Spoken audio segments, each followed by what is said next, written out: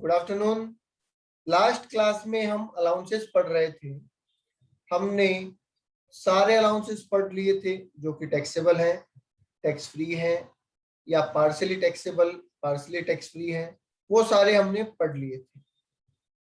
आज हमें पढ़ना है उसके आगे, और हमारा स्पेसिफिक अलाउंस आज है HRA। ठीक है, ये हमें डिटेल में पढ़ना है और साथ ही साथ इसके प्रैक्टिकल क्वेश्चंस भी करने हैं। चलिए देखते हैं।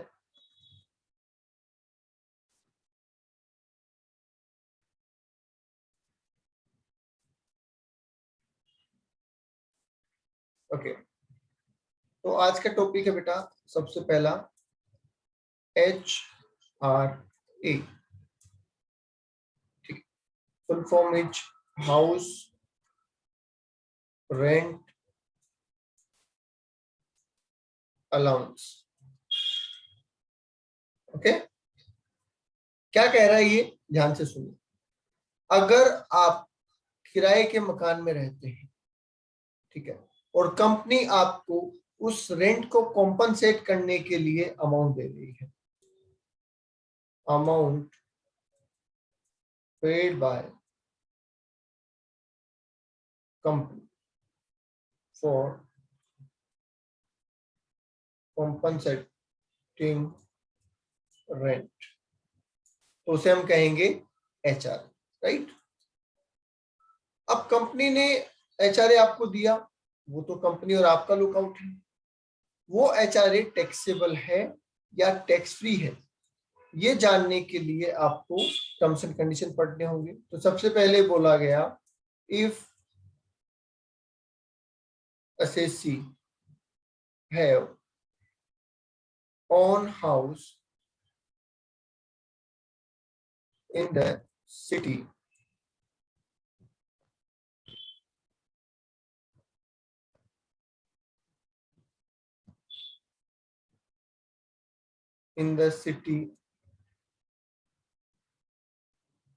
where he is doing job, जिस शहर में आप काम कर रहे हैं उस शहर में अगर आपके पास आपका घर है तो HRA विल बी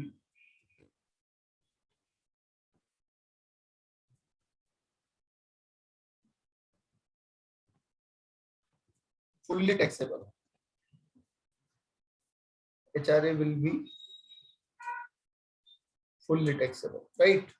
अगर आपके पास अपना घर है तो फिर आपको छूट किस बात की, ये भी छूट बेसिकली क्यों दी जा रही है कि आपको एम्प्लॉयर से पैसा मिला किराए के लिए, आपने उसमें से किराया पे कर दिया, ठीक है, आपने उसमें से किराया पे कर दिया। तो जब आपको पैसा मिला किराए के लिए और आपने किराया पे कर दिया तो आपकी पॉकेट में तो कोई ज्यादा पैसा गया नहीं।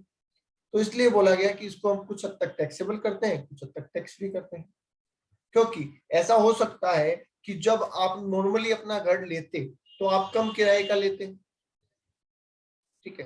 तो उन सब बातों को ध्यान में रखते हुए इसको कुछ हद तक टैक्सेबल किया गया है और कुछ हद तक टैक्स फ्री किया गया है, ठीक है।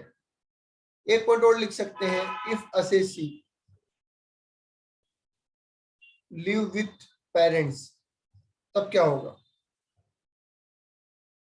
कंपनी आपको HRA दे रही है पर आप पेरेंट्स के साथ रह रहे हैं, तो क्या होगा भाई,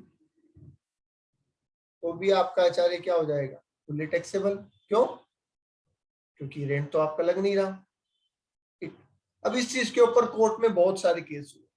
लोगों ने क्या कहा कि साहब हम रहते तो पेरेंट्स के साथ हैं पर पेरेंट्स हमसे किराया लेते हैं, ठीक है। इनकम टैक्स वालों ने कहा सब प्रूफ दो, तो उन्होंने उनके नाम से रेंट एग्रीमेंट बना के देने स्टार्ट कर दिए।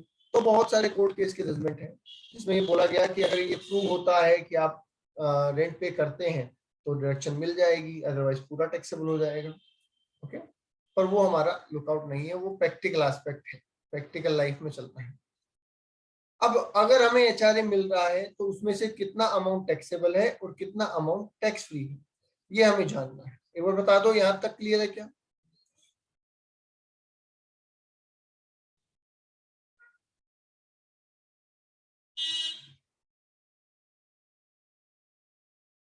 यहां तक क्लियर है क्या। Yes, okay. देखिए मैं ये जो बार बार पूछता हूँ ना, यहाँ तक क्लियर है क्या, यहाँ तक समझ में आ गया क्या? इसके मेरे दो ऑब्जेक्टिव हैं। पहला ऑब्जेक्टिव ये कि आपको पॉइंट टू पॉइंट बात समझ में आ रही है, ठीक है, क्योंकि एज ए होल पूरे कंसेप्ट को समझना थोड़ा मुश्किल है और पार्ट्स में अगर समझते हैं तो आसान रहता है।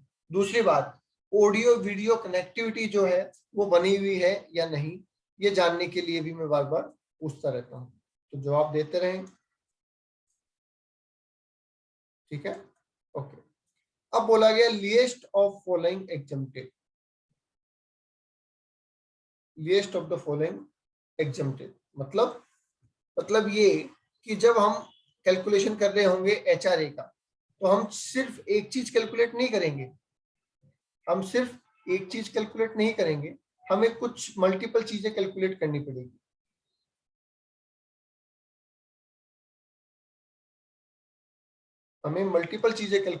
पड़ेगी। और उनमें जो सबसे कम होगा उतना अमाउंट हमारे लिए टैक्स फ्री होगा। क्या क्या है? पहला पॉइंट बोला गया एचआरए रिसीव, आपको जितना एचआरए वाकई में मिला है वो लिखो आप सबसे पहले तो। दूसरे पॉइंट में आप लिखिए rent paid minus 10% of salary, जितना आपने किराया दिया उसमें से 10% ऑफ सैलरी माइनस कर दीजिए, जो बचे वो यहाँ पे लिख लीजिए। तीसरा बोला गया है 40% ऑफ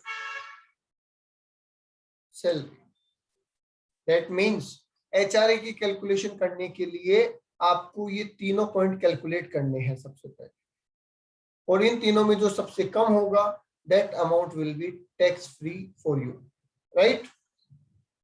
ओके सर, इसमें क्या क्या है हमें बता दो एक बार थोड़ा डिटेल में। सुनो, आपको क्या करना है और कैसे करना है वो भी समझ लो। एचआरए रिसीव, आपको वाकई में एचआरए कितना मिला, क्या ये बात क्वेश्चन में दे रखी होगी? यस, डेफिनेटली ये बात आपको क्वेश्चन में दे रखी होगी, ठीक है। ऐसा कोई केस नहीं होगा जब आपको ये बात क्वेश्चन में ना दे रखी हो। फिर आ जाइए रेंट पेड, क्या ये क्वेश्चन में दे रखा होगा? यस, डेफिनेटली ये भी आपको क्वेश्चन में दे रखा होगा। अब हमें इसमें से कम करना है 10% ऑफ सैलरी, तो एक सवाल तो यहाँ पे ये उठना चाहिए आपके मन में कि सर सैलरी मतलब क्या? हमने तो कहा था कि सैलरी में हम bonus, commission, incentive, over time allowances सब कवर करते हैं, तो यहाँ पे सैलरी का मतलब क्या है, समझ रहे हैं? तो यहाँ पे जो सैलरी आप लेंगे उसमें आपको लेना है बेसिक सैलरी, डीए, अगर कंडीशनल है तो। अब आप कहेंगे सर ये कंडीशनल क्या होता है, तो इसके बारे में भी अभी हम बात करेंगे, ये कंडीशनल होता क्या है, ठीक है। और प्लस लेंगे हम कमीशन। आपको याद है मैंने दो तरीके के कमीशन पढ़ाए थे आपको, जब हम कमीशन पढ़ रहे थे तो मैंने दो तरीके के कमीशन बताए थे आपको, एक बताया था फिक्स और दूसरा बताया था परसेंटेज ऑफ टर्नओवर।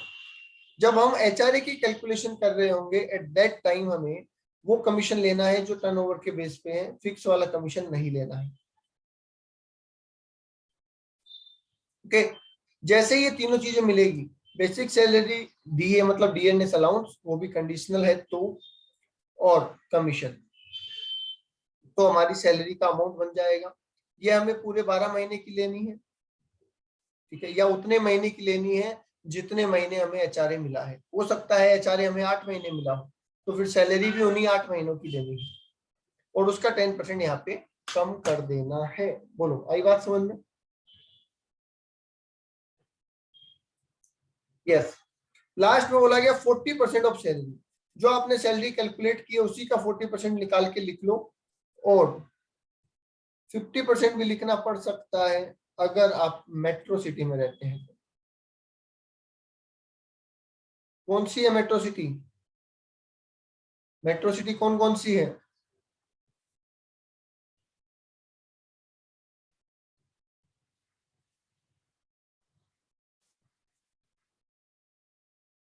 बोलिए भी, मेट्रो सिटी कौन कौन सी है?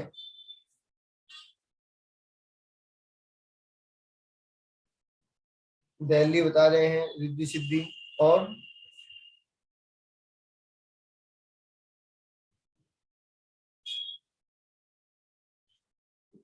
दिल्ली, मुंबई, कोलकाता और चेन्नई। दिल्ली, मुंबई, कोलकाता एंड चेन्नई। ध्यान रहे, मेट्रो चलने से मेट्रो सिटी का कोई लेना देना नहीं है। Metro city means big city. ठीक है, तो दिल्ली, मुंबई, कोलकाता, चेन्नई। अगर दिल्ली, मुंबई, कोलकाता, चेन्नई में आपकी जॉब है, आप वहां रहते हैं, तो 40% नहीं लिखना, फिर आपको कितना लिखना पड़ेगा? 50%। ठीक है, तो ये आ जाएगा, ये आ जाएगा। तीनों अमाउंट में जो कम हो उतना अमाउंट आपके लिए क्या हो जाएगा? एग्जम्प्ट हो जाएगा, टैक्स फ्री हो जाएगा। बता दो एक बार, क्लियर है क्या?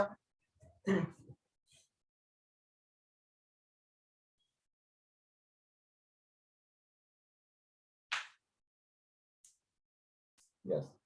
आगे इसमें बोला गया कि सर वो तो सब बातें क्लियर है, एक पॉइंट आपके माइंड में आना चाहिए था। ठीक है, और वो ये कि सर ये डीए कंडीशनल का मतलब क्या है? देखिए, डीए कंडीशनल का मतलब है कि जब आपके रिटायरमेंट बेनिफिट कैलकुलेट होते हैं, जब आपके रिटायरमेंट बेनिफिट जैसे कि ग्रेचुटी, वीआरएस, कॉम्पनसेशन, रिट्रेंचमेंट, ये सब चीजें जब ये सब कैलकुलेट होती है और उनके कैलकुलेशन में अगर डीए को भी ध्यान रखा जाता है, तब तो हम कहेंगे कि forming is forming part of retirement benefit. भाई अगर कोई प्लान बन रहा है घर पे और वो प्लान बनाते टाइम पे आपका ध्यान रखा जाता है, आपको भी ले जाने की बात या आपका काम कैसे होगा आपको माइंड में रख के प्लान बनाया जाता है, तो क्या हम ये बोलेंगे कि forming part of that plan हो, आप उस प्लान का एक हिस्सा हो आप?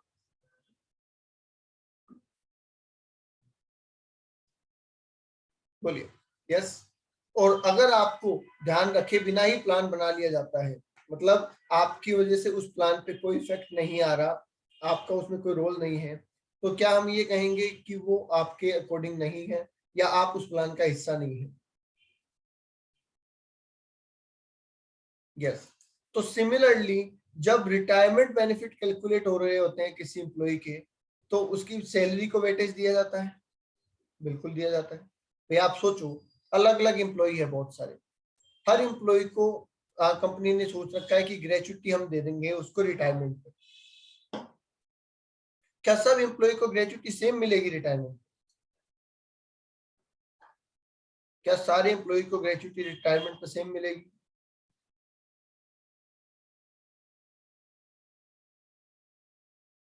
नहीं, अकॉर्डिंग टू देयर पे आउट मिलेगा, कि किसी की सैलरी कम थी तो उसकी ग्रेचुटी भी कम होगी, किसी की सैलरी ज्यादा थी तो उसकी ग्रेचुटी भी ज्यादा होगी, राइट?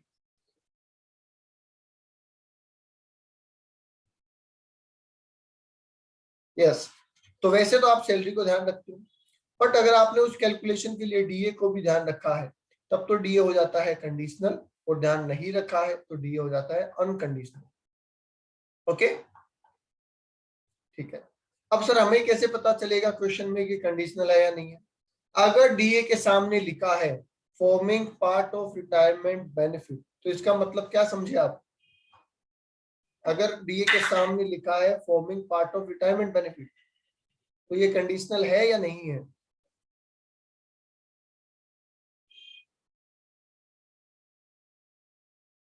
बोलो भाई, है। और अगर लिखा है not forming part of retirement benefit, ऐसा लिखा है, तो कंडीशनल नहीं है। ये अगर लिखा है ना नॉट फॉर्मिंग, साफ साफ मना ही कर दिया, तो कैसे होगा? प्रेरणा, दोनों ही केस में है। आप कह रहे हो जब ये लिखा है फॉर्मिंग पार्ट तो भी कंडीशनल है, और जब लिखा है नॉट फॉर्मिंग पार्ट तो भी कंडीशनल है, ऐसा तो कैसे हो पाएगा?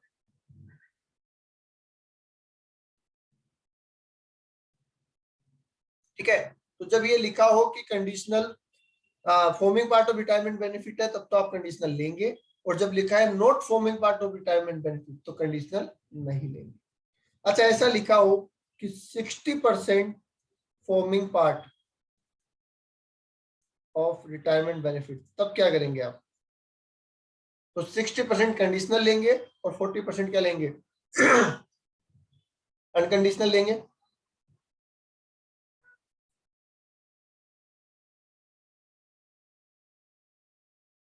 यस।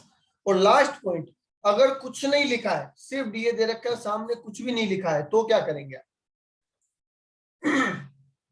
बताइए, अगर डीए लिखा और सामने कुछ नहीं लिखा गया तो क्या मानेंगे आप, कंडीशनल या अनकंडीशनल?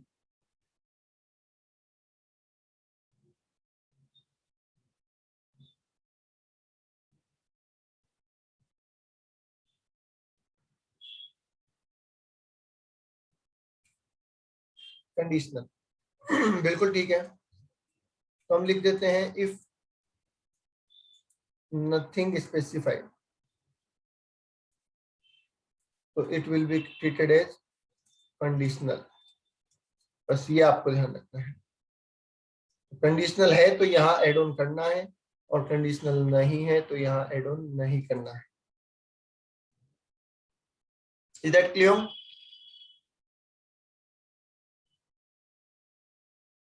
ओके, अब आ जाइए आगे, एक छोटा सा पॉइंट और है वो बता देते हैं, फिर अपन क्वेश्चन की तरफ चले। क्या ऐसा पॉसिबल है कि जो चीजें हम एचआरए निकालने के लिए काम में ले रहे हैं, क्या क्या काम में ले रहे हैं? एचआरए, रेंट, सैलरी, लोकेशन कि आपकी जॉब कहाँ है, डीए, कमीशन। बताइए, क्या इतनी चीजें काम में ले रहे हैं आप डीए की कैलकुलेशन करने के लिए, एचआरए की कैलकुलेशन के लिए?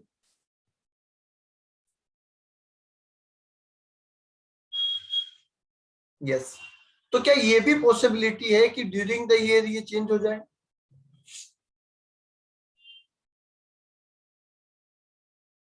If change during the year, इनमें से कोई चीज अगर ड्यूरिंग द ईयर चेंज हो गई तो,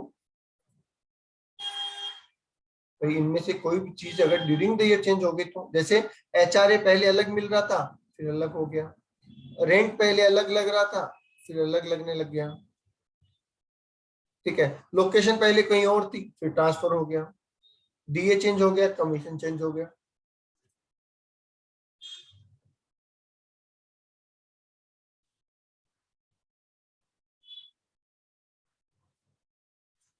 पॉसिबिलिटी है, यस। तो अगर ये पॉसिबिलिटी है चेंज होने की, तो मुझे एक छोटी सी बात अब आप समझा दो ताकि हमारा ये कंसेप्ट कंप्लीट हो जाए। हमारे पूरे साल में 6 महीने के लिए तो पर्टिकुलर सेम थे, फिर कुछ चीजें बदल गई और अगले 6 महीने कुछ चीजें सेम, सारी चीजें सेम रही। मतलब इन 6 महीने में ये सब चीजें एक जैसी थी और इन 6 महीने में ये सब चीजें एक जैसी थी। तो जब मैं एचआरए की कैलकुलेशन कर रहा हूँ, जब मैं actual rent, rent minus 10% of salary, 40% ये सब लिखूंगा, तो मैं टोटल करके लिखूं पूरे साल पे, ऐसा करके कि एक कॉलम और बना लेता हूँ और उसमें टोटल कर देता हूँ, ठीक है, दोनों 6 6 महीने का मिला के, 12 महीने का रेंट, 12 महीने का सैलरी, 12 महीने का ये, 12 महीने का ये, तो मैं इसमें से सिलेक्शन करूं विच एवर इज लेस, या फिर दोनों 6 6 महीने की प्रोसेस अलग अलग करूं? बोलो।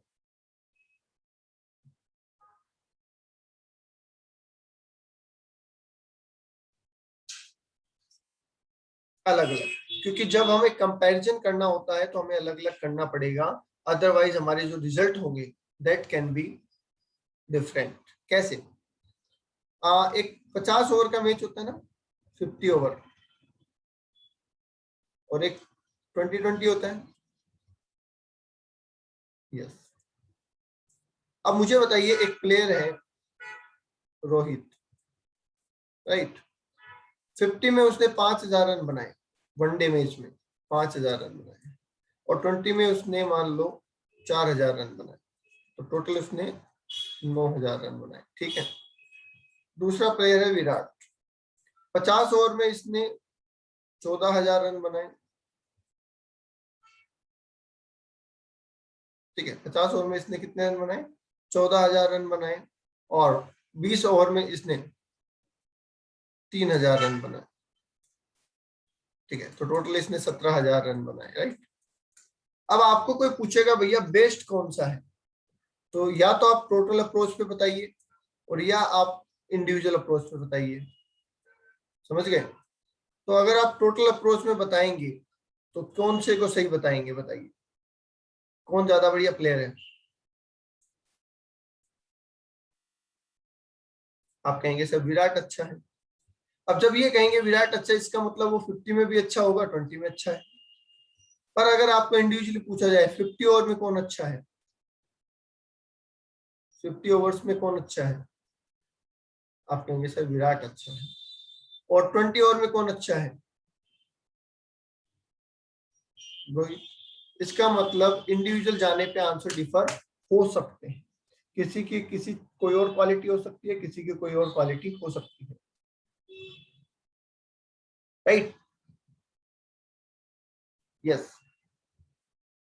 तो इसलिए हमें इंडिविजुअल अप्रोच पे जाना चाहिए, ओवरऑल पे नहीं जाना चाहिए। हम इसकी कैलकुलेशन अलग, इसकी अलग, इन 6 महीनों की अलग और इन 6 महीनों की अलग कैलकुलेशन करेंगे। Is that clear?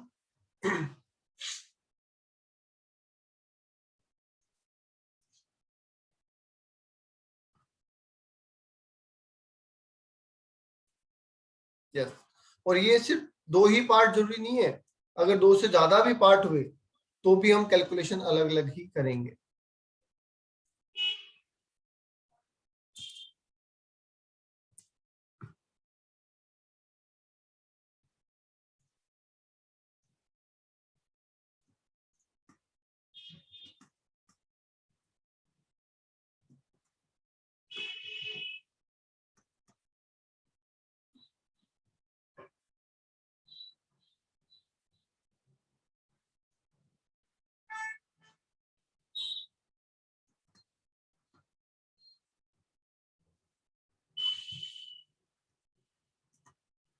Question number 7, question number 7 कर रहे हूं, ध्यान से पढ़िएगा। क्वेश्चन को ध्यान से पढ़ना बेहद जरूरी है।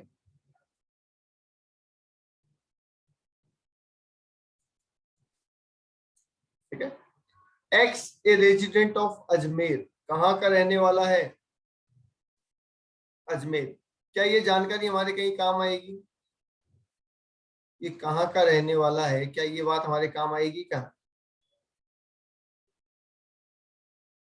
यस, हमारे काम आएगी, बिल्कुल काम आएगी। ठीक है, ये रहने वाला है अजमेर का। इनको मिला 48,000 एज बेसिक सैलरी और इसके अलावा 4800 as DNS allowance forming part of part basic salary. 7% commission मिला है सेल का, और जबकि सेल हुई थी इनकी 86,000 की। और इन्हें 6,000 रुपए एज ए एचआरए मिले हैं। 6,000 रुपए कैसे मिले हैं? एचआरए के लिए मिले हैं। ठीक है। और उसमें से 5,800 रुपए इन्होंने रेंट चुका दिया। तो आपको बताना है कि इनके लिए एचआरए कितना टैक्स फ्री है।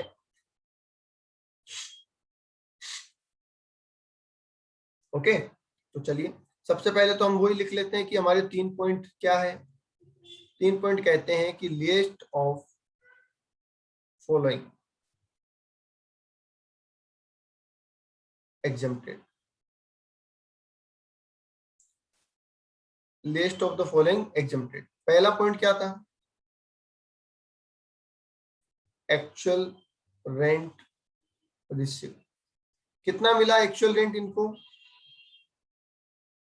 HRA, sorry, actual HRA receive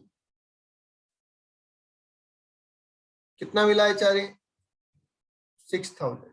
HRA receive, rent मिलेगा नहीं ना, रेंट तो देंगे हम। कितना मिला? 6,000 रुपए।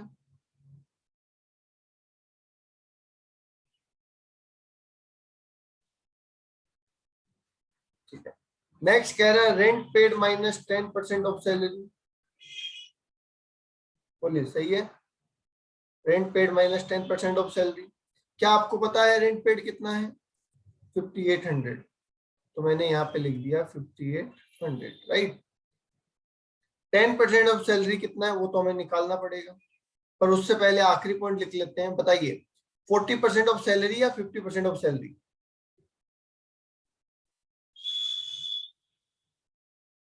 40% ऑफ सैलरी लेना है या 50%? 40%। क्यों? क्योंकि ये वाली स्थिति अब काम आ गई, तो हम लिखेंगे 40% ऑफ सैलरी। ठीक है, ओके। अब हमें चाहिए सैलरी, तो बताइए सैलरी में क्या लूं? बेसिक सैलरी ले लूं 48,000। आगे लिखा है डीए, डीए ले लूं? यस, कितना है डीए? 4800। और कमीशन ले लूं?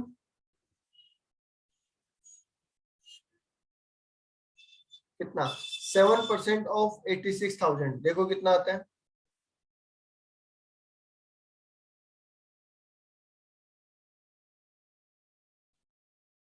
7% ऑफ 86,000 डन। तो बताओ टोटल सैलरी कितनी?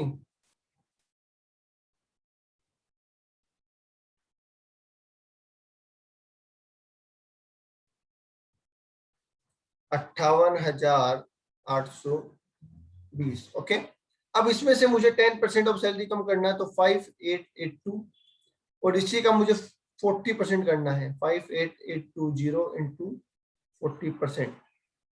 बताइए क्या ये वाली फिगर नेगेटिव आ रही है? 5800 माइनस 58,882। यस। अब एग्जम्पशन कभी नेगेटिव हो नहीं सकती। आप किसी का अमाउंट टैक्स फ्री कर रहे हो, तो क्या नेगेटिव में टैक्स फ्री कर सकते हैं? नहीं, तो इसलिए हमने लिख दिया है 0। और दूसरा बोल रहा है 58,820 का 40% बताओ।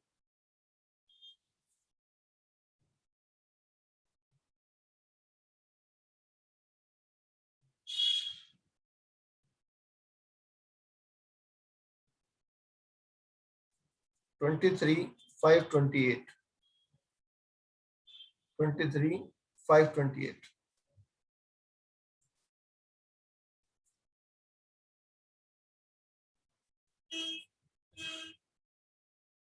ओके, तीनों में कम क्या है? नील अमाउंट।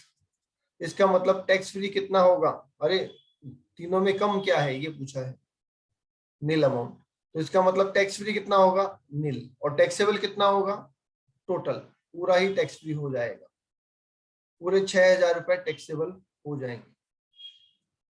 हमसे पूछा गया था एग्जेम्प्टेड अमाउंट्स, तो आपका आंसर क्या होना चाहिए? 0। आपका आंसर क्या होना चाहिए? 0।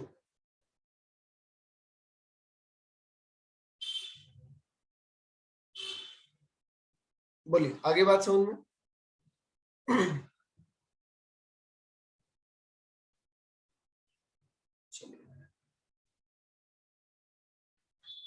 नहीं नहीं नहीं नहीं, ऐसा कोई जरूरी नहीं है कि सेकंड पॉइंट हमेशा नेगेटिव आएगा। ये तो कोइंसिडेंटली आ गया है, ऐसा कोई जरूरी नहीं है। ओके, क्वेश्चन नंबर 8 क्या कह रहा है देखो। सबसे पहले आप क्वेश्चन की समरी बनाएंगे। समरी बनाए बिना अगर आप इस क्वेश्चन को ट्राई करते हैं तो बहुत चांसेस हैं कि ये क्वेश्चन आपका गलत हो जाए। ठीक है, तो आराम से इसकी समरी बनाते हैं पहले।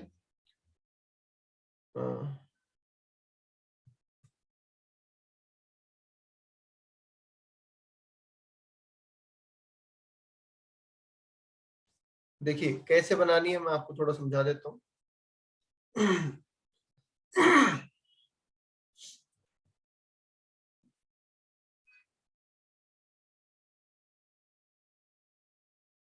ओके, ये है हमारा टाइम स्केल। मतलब यहाँ पे हम 1 अप्रैल ले रहे हैं 2020, और यहाँ पे हम ले रहे हैं 31 March 2021, right. Compute taxable HRA of mister Abhijit from the following data. Basic salary, basic salary कितनी दे रखी है आपको? देखो बेसिक सैलरी दे रखी है आपको 5,000 रुपए पर मंथ।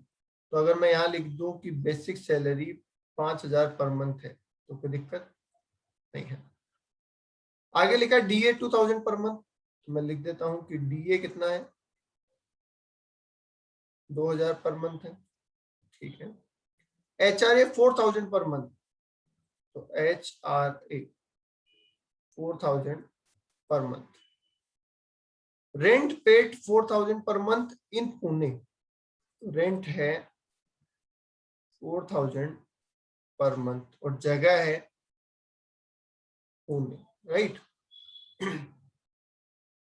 क्या यहां तक सारी इंफॉर्मेशन लिख ली हमने? ओके। अब आगे लिखा है 1 जुलाई 2020 को there is an increment in basic salary ₹1000। 1 जुलाई को, मान लेते हैं 1 जुलाई यहां है, तो 1 जुलाई 2020 को क्या चेंज होगा? बेसिक सैलरी चेंज होगी, 1000 रुपए बढ़ गए हैं तो ये हो जाएंगे 6000 पर मंथ, और तो कुछ चेंज नहीं होगा। ओके, एक चेंज यहां हुआ है, और देखते हैं और कोई चेंज है क्या।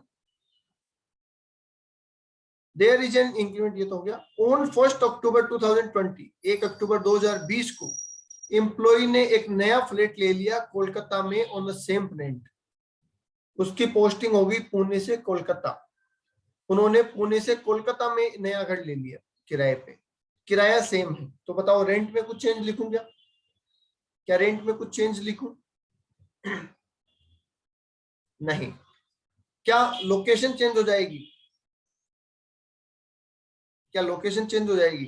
यस, लोकेशन हो गई हमारी कोलकाता।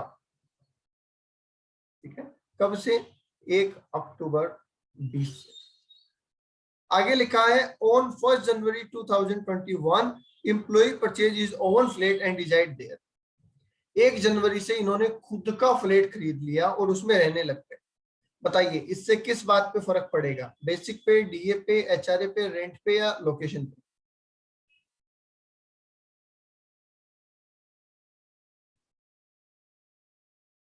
किस पे फर्क पड़ेगा इन चार पांचों इंफॉर्मेशन में से?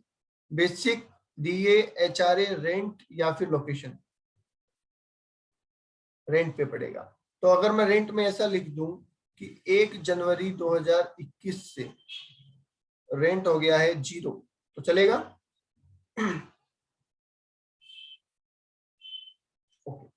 अब देखिए इस क्वेश्चन को करना कैसे है, ये हमने समरी बना ली है।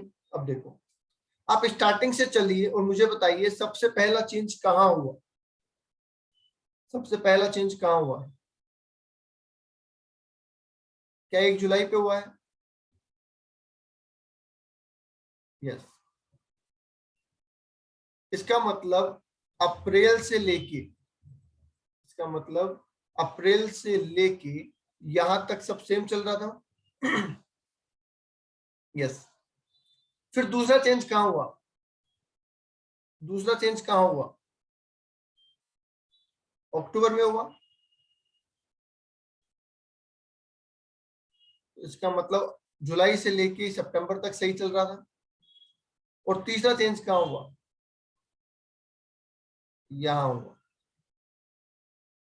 ओके, तो क्या मैं ये कह सकता हूं, ध्यान से सुनना, क्या मैं ये कह सकता हूं कि यहां से लेके यहां तक सब चीजें सेम थी? तो ये हमारा पहला हिस्सा हो गया जिसकी हमें अलग से कैलकुलेशन करनी है। ठीक है, फिर यहां से लेके यहां तक ये जो टाइम है इसमें फिर से कैलकुलेशन अलग करनी है।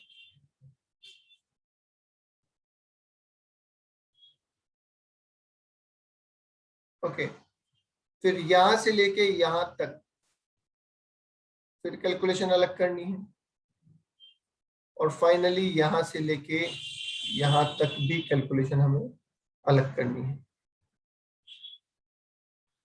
बोलिए, आई बात समझ में? ओके, इसका मतलब जो कैलकुलेशन है वो 4 हिस्सों में होगी। पहला हिस्सा होगा अप्रैल टू जून, क्योंकि जुलाई में चेंज हो रहा है। दूसरा हिस्सा होगा जुलाई टू सितंबर, क्योंकि अक्टूबर में चेंज हो रहा है। फिर अक्टूबर टू दिसंबर, और फिर जनवरी टू मार्च। बोलिए, सही बोल रहा हूं? यस। अब कैसे करनी है कैलकुलेशन वो भी समझ लीजिए। कितने कितने महीने, क्या ये 3-3 महीने सारे? 3 3 3 और 3। एक बार बता दो यहां तक हमने ये पीरियड्स कैसे कैलकुलेट किए, कि कौन से पीरियड की अलग कैलकुलेशन करनी है और कौन से पीरियड की अलग कैलकुलेशन करनी है?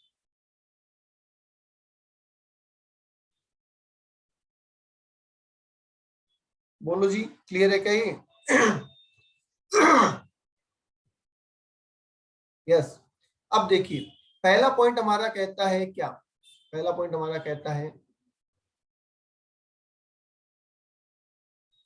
Actual HRA, right? ये कहता है ना, एक्चुअल एचआरए कितना मिला। तो बताइए इन 3 महीने में एचआरए कितना मिला, क्या यहां से पता चल जाएगा? यस। हम कहेंगे सर 12,000 मिला। ध्यान से देखो, हमें अब क्वेश्चन की कोई जरूरत नहीं है, सारा क्वेश्चन हमारे सामने है। इनमें भी 12,000 मिला, इसमें भी 12,000 मिला, और इसमें भी 12,000 मिला। बोलो सही है क्या ये? एक्चुअल एचआरए जो है वो पूरे साल में टोटल हमें 12,000 मिला, हर 3-3 महीने में। दूसरा पॉइंट था rent paid minus 10% of salary, यही है? यस। तो इस पीरियड के दौरान पहले अप्रैल मई जून में सैलरी कितना, रेंट पेड कितना है हमारा? क्या रेंट पेड भी 12,000 है? 12,000 है, 12,000 है, और यहाँ पे रेंट पेड 0 है। बोलिए सही है? 12 12 12, और लास्ट में जब खुद का घर खरीद लिया तो रेंट पेड 0। यस। अब हमें माइनस करना है 10% ऑफ सैलरी, और जाहिर सी बात है उसके लिए तो सैलरी चाहिए। वो हम लिख लेते हैं, पर उससे पहले लिख लेते हैं 40% ऑफ सैलरी और 50%। मुझे बताइए कौन से केस में तो 40% आएगा और कौन से में 50? यहाँ पे पुणे में 40%, यहाँ पे भी 40%। अक्टूबर से जगह चेंज हुई, कोलकाता हो गया, तो क्या 50% हो जाएगा? और यहाँ पे भी कोलकाता है तो इसलिए 50%, क्योंकि कोलकाता तो मेट्रो सिटी है। यस। बोलो बात समझ में आई? क्या तीनों पॉइंट यहाँ पे हमारे कैलकुलेट हो जाएंगे? यस। अब हमें चाहिए सैलरी, और सैलरी में क्या क्या आता है? Basic plus DA. कमीशन इस क्वेश्चन में है नहीं, तो इनको दोनों को भर दो। बेसिक सैलरी कितनी मिल रही है इन 3 महीनों में? 15,000। और इन 3 महीनों में कितनी मिल रही है, बता सकता है कोई? जुलाई अगस्त सितंबर में सैलरी कितनी मिल रही है? 18,000। बिल्कुल ठीक है, ठीक है। यहाँ पे भी 18,000, और यहाँ पे भी 18,000, राइट? ठीक है। डीए कितना मिल रहा था? 2,000 रुपये पर मंथ। तो इसका मतलब 6,000, 6,000, 6,000 और 6,000, राइट? ठीक है। तो इस पूरे पीरियड के लिए टोटल सैलरी कितनी होगी? 21,000, 24,000, 24,000 और 24,000, राइट? बोलिए क्लियर है? बताओ, सैलरी निकालना आ गया चारों केस में। यहाँ 21,000 हो गई, यहाँ 24,000, 24,000, 24,000। अब आपको करना है 10% ऑफ सैलरी, तो क्या मैं 21,000 का 10% कर दूं यहाँ पे 2,100, तो ये आ जाएगा 9,900। साथ ही साथ मैं 21,000 का 40% निकाल दूं, तो ये आ जाएगा 8,400। बोलिए, पहला केस तो पूरा हो गया। दूसरे केस में आइए, -10% ऑफ सैलरी, 2,400 कम कर दूं, तो ये बचेगा 9,600। और 24,000 का 40% कितना होता है? ये भी 9,600। बोलिए क्लियर चल रहा है? यहाँ पे कह रहे हैं रेंट पेड का सैलरी का 10% 2400, तो बचता है 9600, और 24,000 का 50% तो ये होता है 12,000। ठीक है सर। यहाँ पे कहते हैं rent paid minus 10% of salary. अब 10% तो 2400 होता है, पर नेगेटिव एग्जाम्पशन होती है क्या? नहीं, इसलिए अमाउंट आ जाएगा नील, और यहाँ पे सैलरी का 50% 12,000। अब मुझे बता दो बेटा एक बार कि क्या हमने चारों कैटेगरी में 3-3 पॉइंट कैलकुलेट कर लिए? यस। अप्रैल मई जून में तीनों में सबसे कम क्या है? अप्रैल मई जून में तीनों में सबसे कम क्या है? 8400। जुलाई अगस्त सितंबर में 9600, चाहे दोनों में से कोई सा भी ले लो, है तो 96। अक्टूबर नवंबर दिसंबर में 9600, और जनवरी फरवरी मार्च में 0। तो इसका मतलब अब हम इसको अगर कंबाइन कर दें तो क्या मैं ये कह सकता हूं कि हमें टोटल एचआरए मिला पूरे साल में 48,000, राइट, जिसमें से 84 प्लस 96 प्लस 96 टैक्स फ्री हो गया। कितना हुआ बता सकते हैं? 27,600। तो इसका मतलब टैक्सेबल कितना हो गया? 20,400। ये हो गया टैक्सेबल। ओके। तो क्वेश्चन बहुत बड़ा था, पर अगर आप उसको ढंग से अरेंज करके लिखेंगे, अगर आप उसको ढंग से अरेंज करके लिखेंगे तो बड़ा आसान हो जाएगा, और गलती होने के चांस बिल्कुल रिमूव हो जाएंगे। और जल्दबाजी करेंगे, बिना लिखे क्वेश्चन करने की कोशिश करेंगे तो गड़बड़ हो जाएगा। हम क्या करते हैं, हम पहले क्वेश्चन पढ़ते हैं। एग्जाम में हम क्या गलती करते हैं, हम पहले क्वेश्चन पढ़ते हैं, फिर हमें लगता है कि हाँ ठीक हो जाएगा, फिर हम करना स्टार्ट करते हैं। ठीक है, फिर हम एक चीज पढ़ते हैं और उसको अलग अलग जगह पे अप्लाई करते हैं, पर ऐसा करने से सिस्टम बिगड़ जाता है और कहीं ना कहीं हमसे गलती हो जाती है। तो पहले आप क्वेश्चन की समरी बना लें, उसके बाद आराम से करें, कोई दिक्कत नहीं आएगी। चलिए फाइनली बता दीजिए, यहां तक कोई डाउट किसी को? फाइनल कमेंट, यहां तक किसी को कोई डाउट?